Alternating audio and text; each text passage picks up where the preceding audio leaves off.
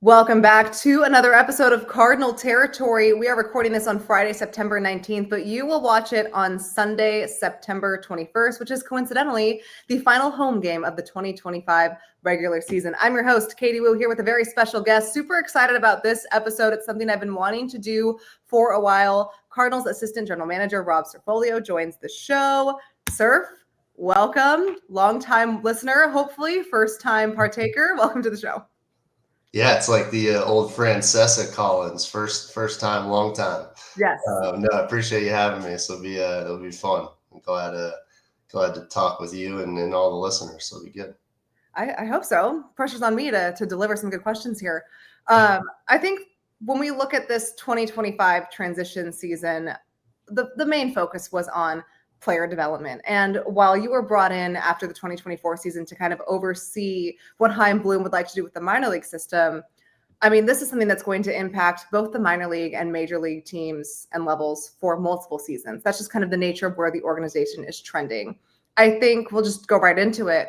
For Cardinals fans who, most of them, the wide majority, have not had to experience an era like this or a transition season or a revamping of a player development system, what can you tell fans about what the minor league system currently looks like so that they can understand the changes that have been made over the last year?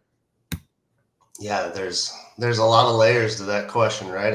I think one of the big things is it takes time and patience. And I think one of the things for me as a new guy coming over here, going all the way back to my own interview, is like there's a lot of pieces of this organization that's worked well for a long time, and all those banners that are flying around Busch Stadium, like that's not by luck. And so I think as a new person and with all the new people that came in here, it was like really trying to understand what are those things that have worked really well for a long time. And that's not just performance, right? That can be values. That can be ways in which the game has been taught, being great at base running, defense, offense, not really taking concessions in any one area, the Cardinal way, which as a new guy has been really fun to just try and learn what that actually means to every person that's here. And so it takes patience because you need to uncover what those things are.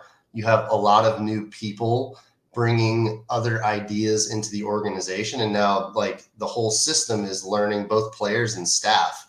Okay, like what's the new version of this Cardinals way, call it, that we want to really scale and hopefully produce a lot of great outcomes over time. And it kind of goes to like, especially with young players, just development's not linear. You don't always see immediate results of what you did yesterday. You're kind of like a farmer that's planting, watering crops and doing that well over a long period of time, and always asking yourself, like, in the middle of that, is this process working? Are there things we need to adjust? Are there holes that we're missing? Who from the outside can come in and help us think about this problem better?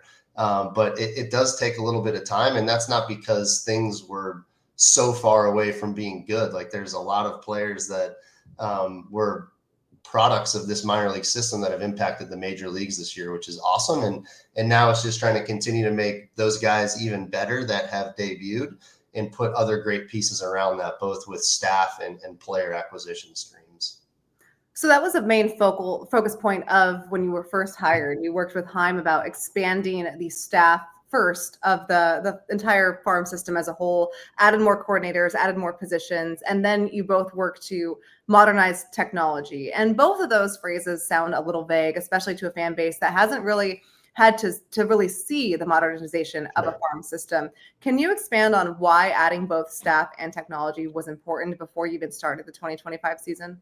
Yeah, I mean, we can start with the staff. I mean, I think like really you're only as good as your team. And the analogy I like to make is, because this resonates, I think, with a lot of people, especially anybody that has kids, is every person wants to put their kids in the best school possible. So how do you know if a school's great? Well, you look at, well, if it's a high school, what college do they send people to? What average SAT, AT, or ACT scores does the school produce? And so there's measurables, right, for that with a minor league baseball system of how well is this group continuously producing major league players that are winning major league players, not just guys that get there, but stay there and help a team actually achieve results at the big league level. And so in order to have really good outputs, like the best schools on earth hire the best teachers and they have the best curriculum.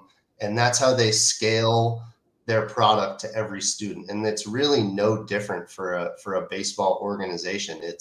You have to have a math chair, you have to have an English chair, you have to have multiple people in all of the spaces that impact players getting to the big leagues and then staying there and hopefully being winning players for a long time.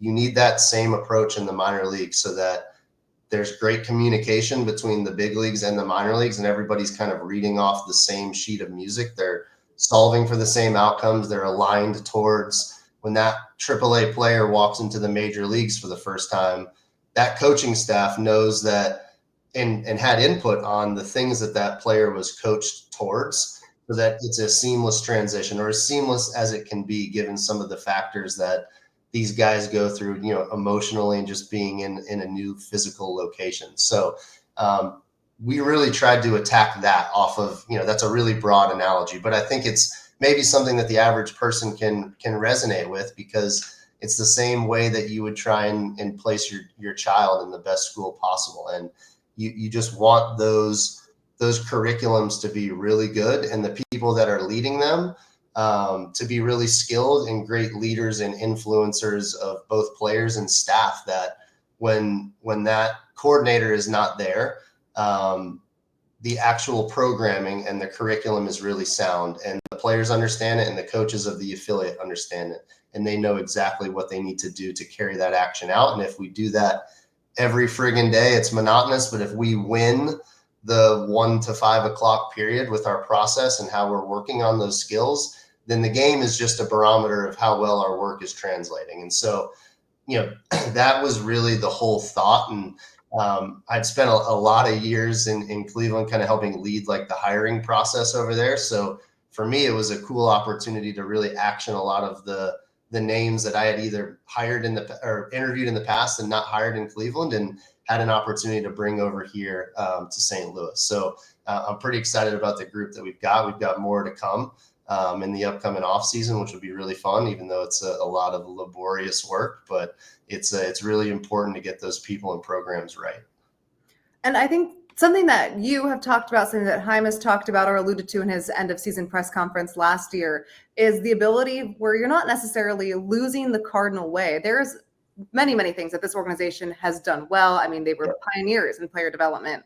When you're adding new coordinators, you're adding new staff members, you're adding new technology, the goal isn't to just replace what was already here in the Cardinal system. It's to expand it, right? And when you're looking at how to do that with bringing in a new group of people, but keeping a majority of the same, because there really hasn't been that much turnover in terms of people leaving positions.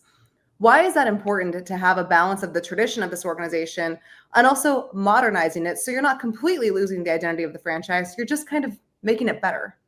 That's it. And you nailed the dynamic right there. The first thing we challenged myself, any new person, is like to really spend time on like, what are the parts of this organization that people that have been here for a long time would take a bullet for, and things that are producing results, like really have an actual understanding of what those things are. Those were honestly, the most fun conversations during the off season, was really once we kind of finished that first wave of hiring, was then getting all those new people with the people that have been here for a long time, including the major league staff, we did a lot of it virtually, but in the same virtual room, to like ask the hard questions of who do we want to be about? Like, what are the values that have been here for forever that we feel really strongly about?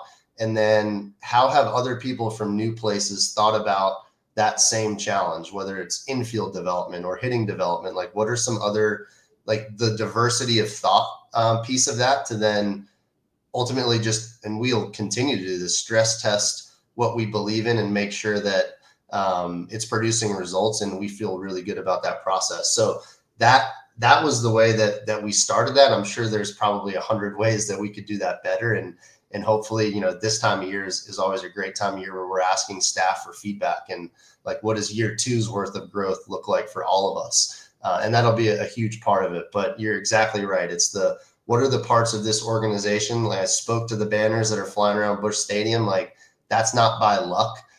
That's because this org, the word you said, was a pioneer in a lot of different ways with the way they thought about the draft, player development, having a minor league system of great teaching. And let's never lose track of any of that. And let's find new ways on the margins to even make that better. Good stuff with Cards AGM Rob Cerfolio here on Cardinal Territory. We'll take a quick break, hear from our friends at DraftKings before we dive back into some of the player development stuff and what fans can see as we embark on what will be a very new chapter in St. Louis. Stay with us. Missouri, get ready. The wait is almost over. DraftKings Sportsbook, America's top-rated sportsbook app, is coming soon to the Show Me State. New Missouri customers can download the DraftKings Sportsbook app today, and when we go live, place just a $5 bet to unlock $300 in bonus bets. Starting November 17th, you can create your DraftKings Sportsbook account in Missouri and get ready for launch day on December 1st. DraftKings Sportsbook brings everything you need to elevate your game day, including live in-game betting, lightning-fast payouts, and endless ways to get in on the action, all right from your phone. And when we officially go live in Missouri, you'll be betting with the Sportsbook app trusted by millions. Safe, secure, and has fast money withdrawals. Download the DraftKings Sportsbook app now and grab $300 in bonus bets with just a $5 bet when we go live December 1st in partnership with DraftKings Sportsbook. Gambling problem? Call 1-800-GAMBLER. 21 and over. Physically present in Missouri. Eligibility restrictions apply. Bonus bets expire 7 days after issuance. Excludes customers who redeem pre-launch sign-up offer. Terms at sportsbook.draftkings.com/promos. All right, so player development around baseball is a vague term, and it's usually kind of relegated to the minor league system or prospects because that is where you're essentially developing players. But for the case of the Cardinals, at least this season and probably for the next couple of years going forward, player development is going to take place across the board at both the minor league levels and the major league level. We spent an entire season this year talking about transition, runway, use your favorite buzzword. And the primary emphasis of these buzzwords were to emphasize that players are going to develop at the major league level this year. For years, that was not the case in St. Louis. You were either a major league player and you were ready to contribute to a postseason run, or you were back to AAA. But this is not a phenom that's necessarily specific to just the Cardinals. You're seeing this across Major League Baseball depending on team, market size, and payroll. Your specialty, Surf, is player development. Why is this important across the board? Well, first off, specialty is probably a strong word, but I'll take it. I think the first part's mindset. And I think that's one of the things I've really enjoyed working with Ollie and his staff. Like, goes all the way back to the second I showed up and had, he was part of my own interview process, and we got into the weeds on this. And whether it's player combos, right? Whether it's like Nato or Donnie or really any of our players, guys that have had success at the major league level, the second you stop getting better, whether it's baseball, whether it's Sudoku puzzles, whether it's ping pong in the basement, like it really just doesn't matter when you stop getting better at a thing, like especially in our world of sports where we're performing at the highest level in high competitive environments. Like when you stop developing, you're in trouble. And I think that just mindset wise is like, we have a lot of players that already think that way, which is phenomenal. And now like scaling that across the entire organization, I think is hopefully something that can be a competitive advantage for us. And especially, if you spoke to like the market, right? Of there are teams that the bigger market teams, like they'll go out and pay for players that the entire industry knows is really good. And that's certainly a way of doing it. And the other way for teams that maybe don't have that same luxury is, what are you doing with your own players every year to not necessarily reinvent who they are, but really ensure that their superpowers are never lost. And the things on the margins that'll help them take the next step forward are intentionally getting better, not just hoping by luck, but having a real process, whether it's a guy that has won 5 MVPs in the big leagues or a guy that's played 5 games in rookie ball. Kind of the overall framework of the ideology is the same. It's just a different strategy and set of tactics on how you bring that to life and the types of things that you're you're focusing on for each player. But I do think this mindset is really important for just this organization, especially the types of players and kind of we've seen this with some of the younger guys this year, and making sure that we're never wasting a day for those guys that continuously get better. When your best players own that mindset, it really just becomes the fabric of how your organization goes about its business. And you can see that even, I thought Nolan Arenado was a great example here. He's one of the best defensive third basemen of all time, and he's out there every day trying to take extra reps and get better. Brendan Donovan has really emerged as a winning kind of player, has that kind of grittiness that fans saw in the 2010s when the Cardinals were in their last legitimate true run. You can kind of see this now with the way that players have stepped forward, whether it's Mason Wynn solidifying himself defensively as shortstop, Alec Burleson as an all-around hitter, Ivan Herrera as a true bat.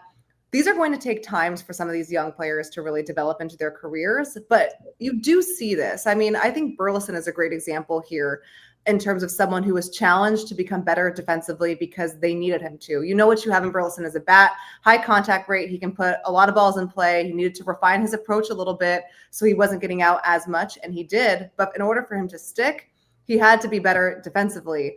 And he did that. And it took some time, but he was able to develop in games. And now he's an all-around better player. Is that kind of the example that you're looking at when you evaluate these guys at the major league level?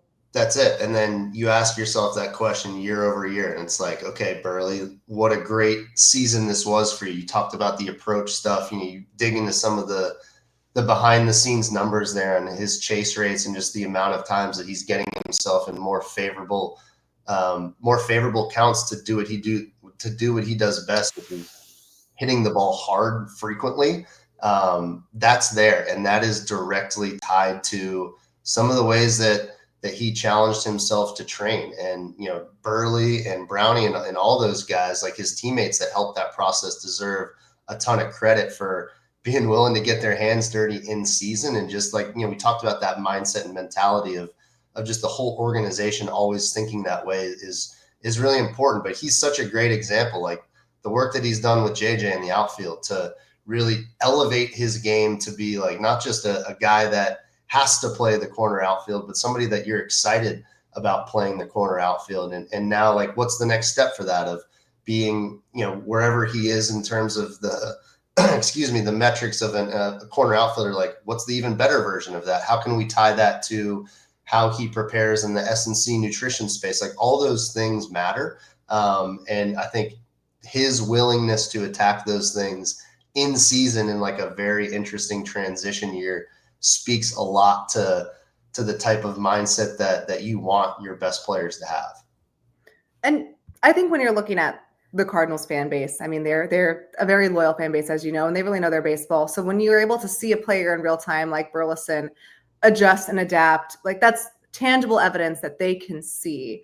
They may not realize it in real time. I know sometimes I don't either, where you look up and after a month you say, wow, this player has really expedited his growth or has really made these adjustments. Because when you're playing a game a day for almost 200 days, including spring training, it can be hard to really see that on a day-to-day basis. Sure. But Burleson, to your point, is an example. Herrera offensively is an example. We can go down the list: Kyle Leahy, Mike McGreevy.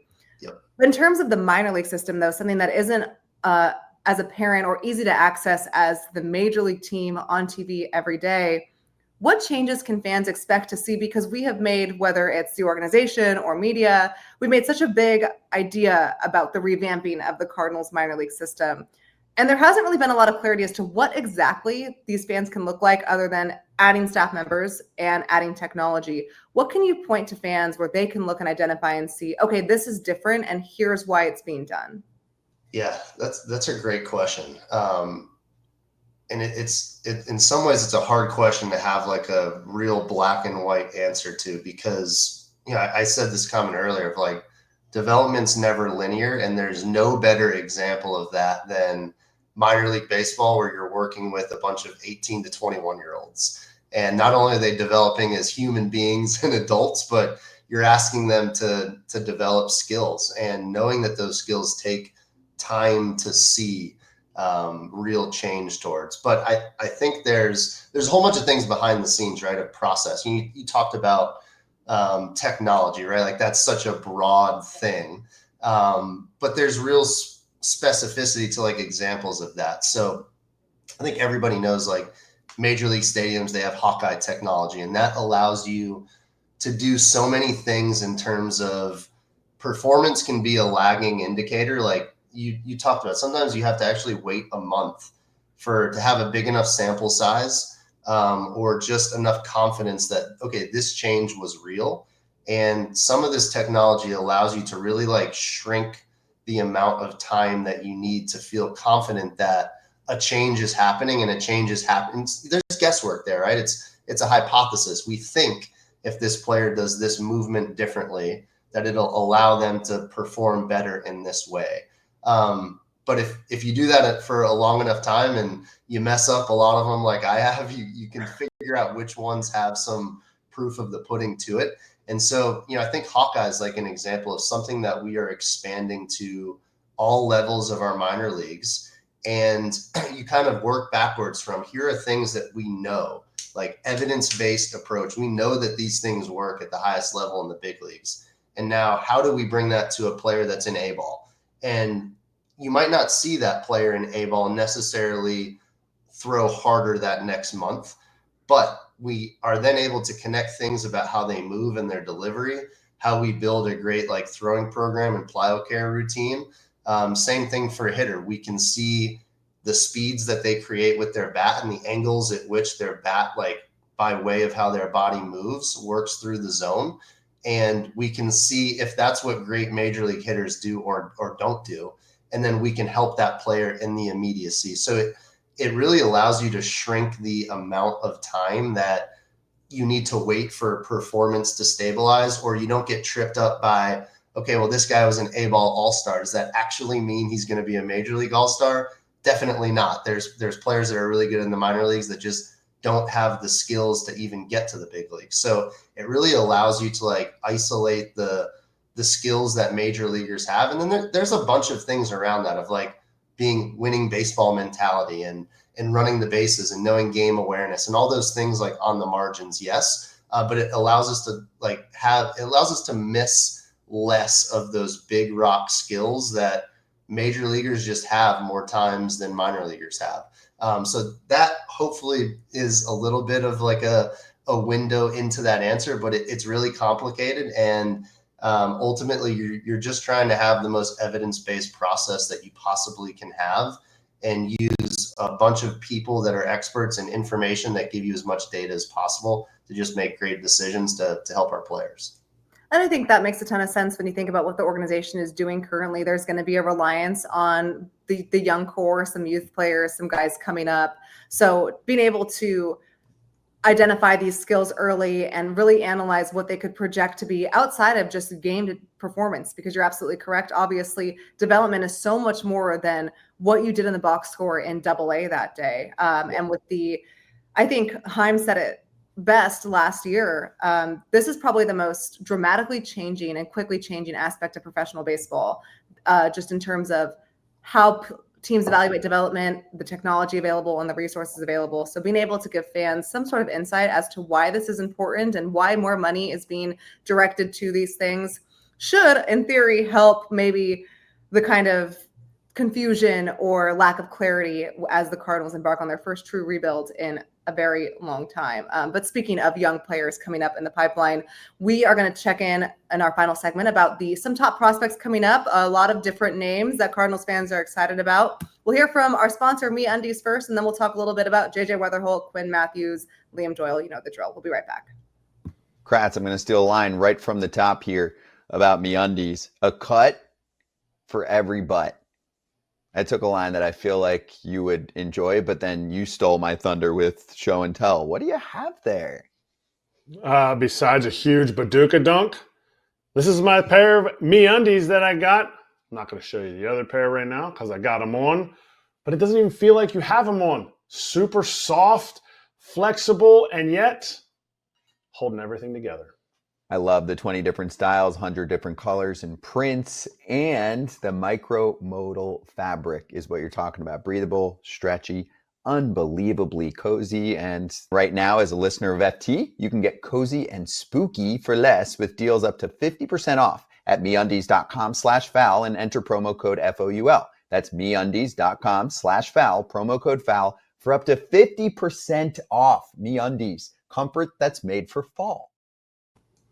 I'm having a hard time holding composure after that, but I will say I am a MeUndies fan, so that lines up pretty well with that ad right there. A double sponsor. Amazing. I need to start actually watching these videos before I press play. So I'm like prepared, because I was not prepared for that one.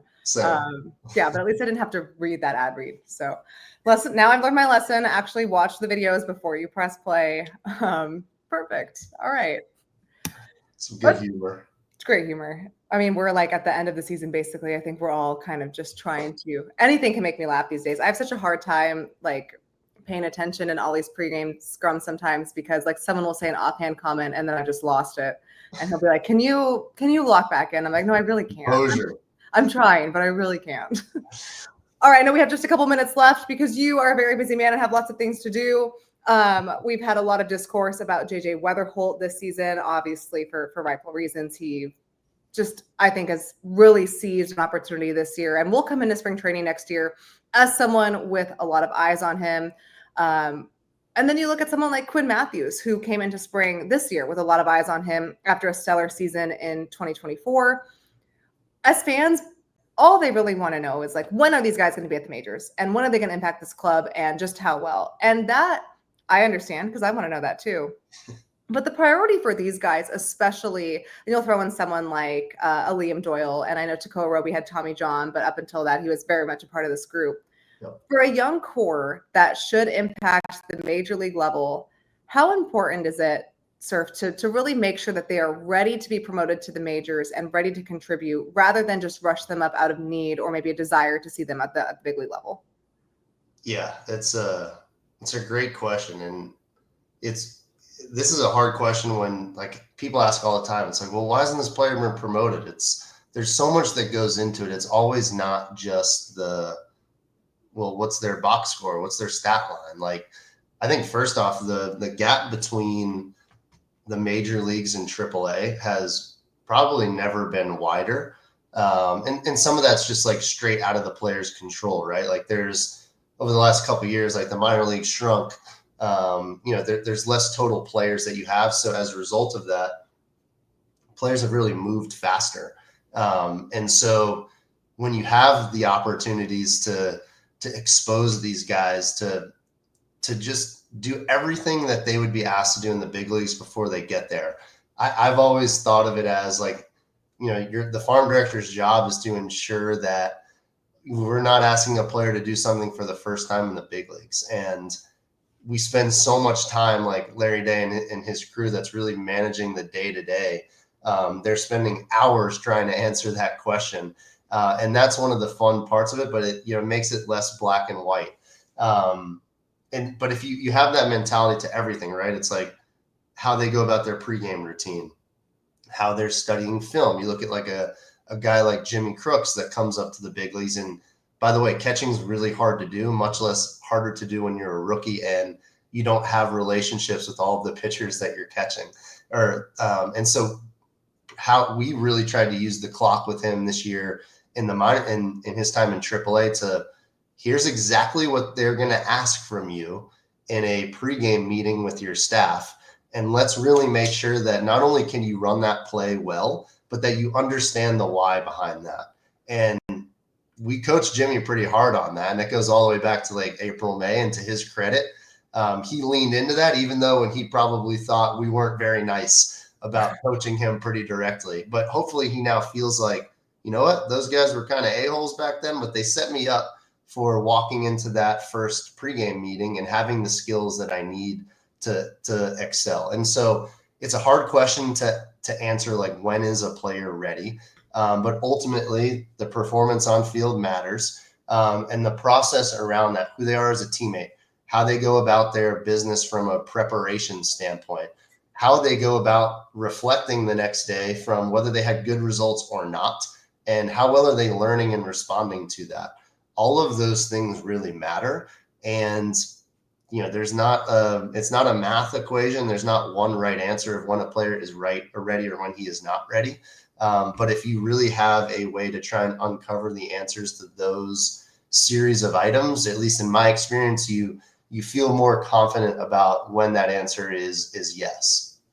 That's such a good point about Jimmy Crooks. In his short time in the majors, Ollie Marble has praised his professionalism, how he comes in and he leads the meetings. To your point, he has less than 30 days of major league service time, and here he is with a couple veterans on that pitching staff, and he's able to identify exactly what the game plan should be. And he's able to say something that really impressed Ben Johnson down in AAA was, they'd come out with a scouting report, and Jimmy would say, I disagree, and here's why. And he's not afraid to have that discourse. That's the kind of player that you need at the major league level, because he's coming up, he's young, he's a rookie, there are things he's going to learn on his own, but being able to have that skill set for preparation and that confidence to know, hey, this is a different level, I still have things to learn, but this is my job and I know this. That is going to be key in bringing winning players and sparking them through this rebuild.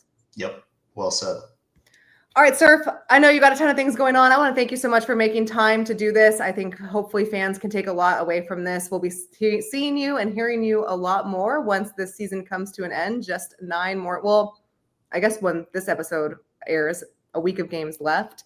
Anything that you want to communicate to fans that they don't know, or where they can become more familiar with your work and what you guys are doing down in the minor leagues? Well, I appreciate you having me on, first off, and maybe apologies in advance if it's true what you said about people having to hear my voice more frequently. So, but no, I appreciate you having me on. Anytime we can speak to just the work that you don't see the necessarily immediate results of tomorrow is always really fun to talk through, and that's why I enjoy doing these as much as I can with not just yourself, but the rest of the group that's really doing a great job covering all the things, major league development, minor league development. It's all in an effort to try and help us have future success. So appreciate, what you do to cover all that. And hopefully that success comes sooner than later. We will see. All right, for Rob Cerfolio, I'm Katie Wu. This is Cardinal Territory. We'll be back with you for the final week of the regular season. Thanks as always for watching. Talk soon.